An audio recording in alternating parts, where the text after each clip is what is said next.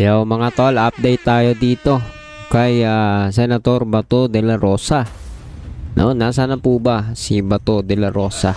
Dahil magpahanggang ngayon, missing in action po ito. Nako po. Makailan lang pinag-usapan po natin ang motion to travel ni Jingo Estrada na hinihingan po ng karagdagang dokumento. Ngayon po, ito kaya, nasan kaya siya ngayon? Ito naman si Bato, nasan kaya, no? Pag-usapan po natin yan sa video na ito. Kung hindi ka pa nakasubscribe, ay please hit the subscribe button and notification bell para updated ka palagi sa mga videos natin parating. So, yun ang umpisahan na natin to.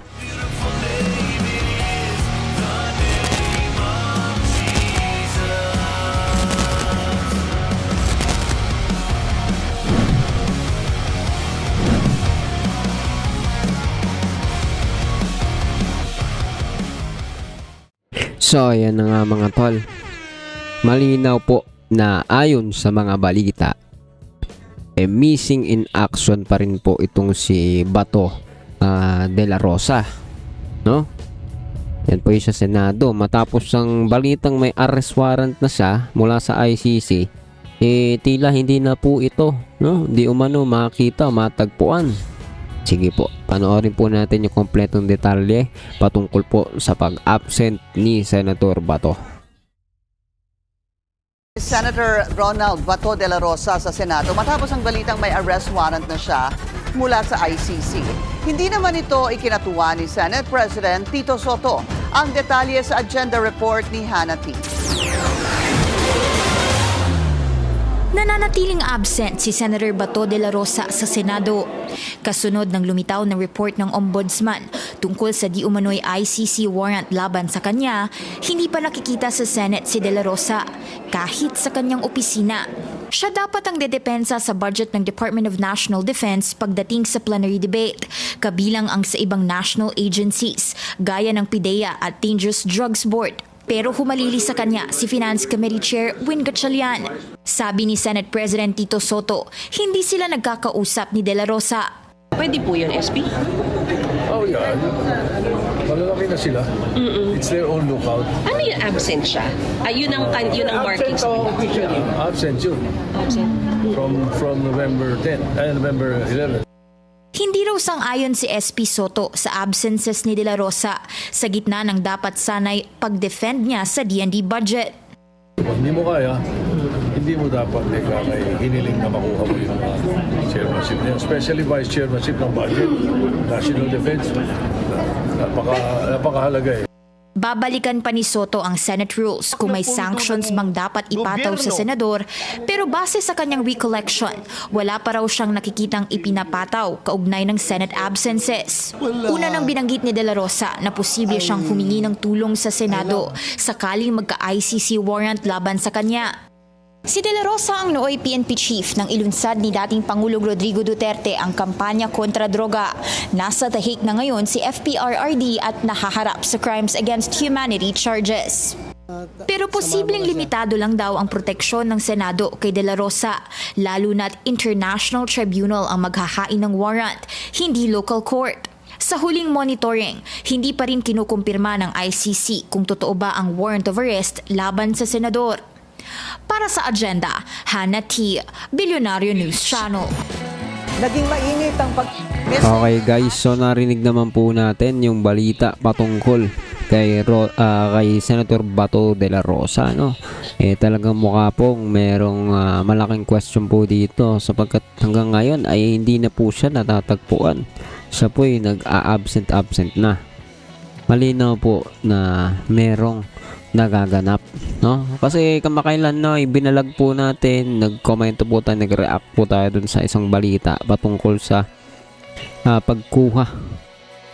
pagkakaroon po ng motion to travel ni Jingo Estrada, at ito po ay hiningan ngayon ng karagdagang dokumento. Ibig sabihin, merong pong pagkakaroon ng pagtatangka na pag-alis. No, correct me if I'm wrong, no? This is my own opinion. Pero kayo, ayon sa inyong makikita sa mga balita, sa mga impormasyon, no? Anong masasabi ninyo?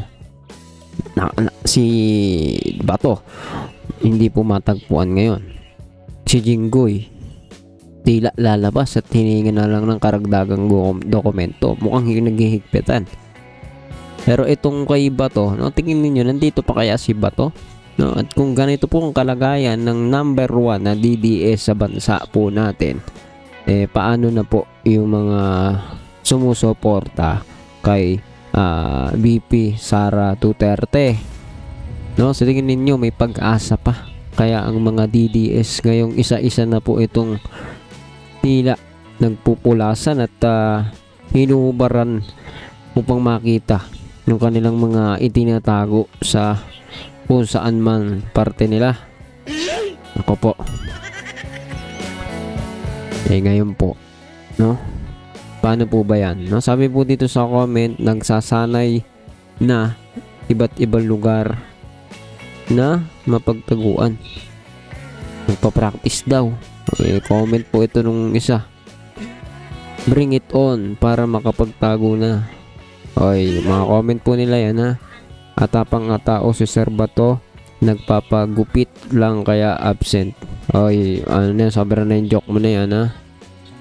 Ako, hindi po tayo ganyan. Huwag po kayo mag-comment na ganyan, ha. Palaging hindi dumalo si Bato Bonding de la Rosa sa budget ng 2026. Ibig sabihin, mapaparestro na si Bonding Bato. Hindi ko na po masyado makakarelate dito sa mga comment. Anyway, bago tayo magpaalam, anong masasabi mo ngayong si Bato magpahanggang ngayon hindi na mamataan o missing in action na sa kanyang trabaho dito po sa pagiging kanyang senador, no? Hindi po to kinatutuwa ng Senate President na si Tito Soto, pero mukhang may respeto pa rin naman siya kay Bato, no? Kasi wala siyang balak na ito'y patawan ng penalty o ng anuman, sanction, etc. I do believe na may respeto po si Senate President Tito Soto kay Bato. Kahit na po nung mga nakalipas na panahon, siya po tinatawag na tuta ni Bato. Grabe po yan, no? So, ikaw anong masasabi mo sa mga pangyayari dito? Kinukutuban na ba kayo na ito po ay tumakas na? O hindi? Kasi sabi niya noon parang hindi siya magtatago, hindi siya lalaban. Ganun ba? Correct me if I'm wrong, ha? Hindi natin alam ano po nangyayari ngayon.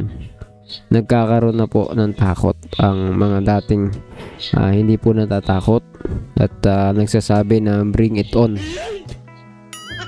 Okay, so anyway, hindi po natin siya mahatulan. Baka naman po nagsisisi na nga talaga at nag-iisip-isip, nagkakaroon ng mga realization. But at the end of the day, meron po tayong mga accountability sa ating mga aksyon, salita man yan o gawa.